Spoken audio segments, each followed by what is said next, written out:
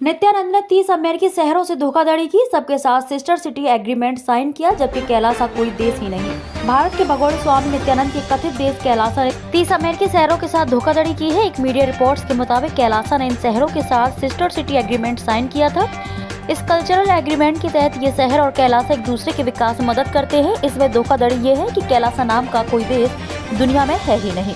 गुरुवार को अमेरिका की फॉक्स न्यूज ने एक रिपोर्ट जारी करके बताया कि ओहायो के डेटन से लेकर वर्जीनिया के रिचमंड और फ्लोरिडा के बुएना पार्क तक कई शहरों का नाम इस लिस्ट में शामिल है। खुद कैलासा की वेबसाइट पर इन सभी शहरों के साथ हुए समझौते के बारे में लिखा है। आपको बता दें कि नित्यानंद ने 2019 में दावा किया था कि उसने कैलासा नाम का देश बसाया है। कुछ दिनों पहले अमेरिकी राज्य न्यू जर्सी के शहर नेवार्क ने कैलासा के साथ सिस्टर सिटी एग्रीमेंट खत्म किया था। नेवार्क फर्जी देश यूनाइटेड स्टेट्स ऑफ कैलासा के बीच 12 जनवरी को समझौता हुआ था। यह सेरेमनी नेवार्क के सिटी हॉल में हुई थी, लेकिन जब नेवार्क को कैलासा की असलियत के बारे में पता चला तो उन्होंने तुरंत अपना समझौता रद्द कर दिया। नेवार्क की प्रेस सचिव सुजैन गैरोफलो ने एग्रीमेंट पर पछतावा जताया। उन्होंने कहा कि जैसे हमें कैलासा की परिस्थितियों के बारे में पता चला, हमने एग्रीमेंट खत्म कर दिया। ये एग्रीमेंट धोखे से किया गया था। फॉक्स न्यूज की रिपोर्ट में लिखा है कि फर्जी बाबा ने कई शहरों को ठगा है। रिपोर्ट में यह भी बताया गया कि इन शहरों में से कई ने इस बात को स्वीकार किया है कि कैलासा ने उनके साथ धोखाधड़ी की है। नॉर्थ कैरोलिना के शहर जैकस निवले ने फॉक्स न्यूज को बताया कि हमने कैलासा के साथ क्या डॉक्यूमेंट साइन किया है, वह घोषणा करने की बात नहीं है।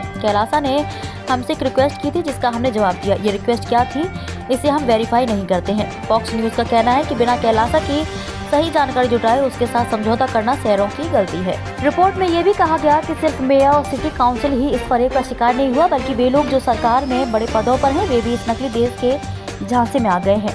रिपोर्ट के मुताबिक कैलासा की वेबसाइट में ये भी लिखा है कि संसद के 2 सदस्यों ने कैलासा को खास संसदीय मान्यता दी है। इनमें से कैलिफोर्निया की कांग्रेस वुमन नॉर्मा टॉरेस है, जो हाउस एप्रोप्रिएशंस कमेटी का भी हिस्सा है। वहीं दूसरे संसद सदस्य हैं ओहायो से रिपब्लिकन पार्टी के ट्रॉय बॉल्डेरसन, जिन्होंने नित्यानंद को संसदीय मान्यता दी। नित्यानंद का जन्म तमिलनाडु के तिरुवन्नामलई शहर में हुआ था। उसे अरुणाचलम राजशेखरम नाम दिया गया। दावा किया जाता है कि 12 साल की उम्र से उसे आध्यात्मिक अनुभव होने लगे थे और 22 साल की उम्र में उसे ज्ञान की प्राप्ति हो गई। 2002 में 24 साल की उम्र में उसने नित्यानंद नाम से लोगों को प्रवचन देना शुरू किया। 2003 में उसने कर्नाटक में बेंगलुरु के पास विदादी में ध्यान पीठम नाम से आश्रम शुरू किया। 2010 में नित्यानंद की एक शिष्या ने उस पर रेप का आरोप लगाया था। तहकीकात के बाद 2019 में गुजरात पुलिस ने कहा था कि नित्यानंद के आश्रम में बच्चों को किडनैप करके रखा जाता है। इसके बाद पुलिस ने छापा मारकर 2 लोगों को गिरफ्तार किया था। इसके बाद 2019 में नित्यानंद देश छोड़कर भाग गया था। दिसंबर 2019 में उसने कैलासा नाम से अपना अलग द्वीप बसाने और इसे अलग देश का दर्जा दिलाने का दावा किया था।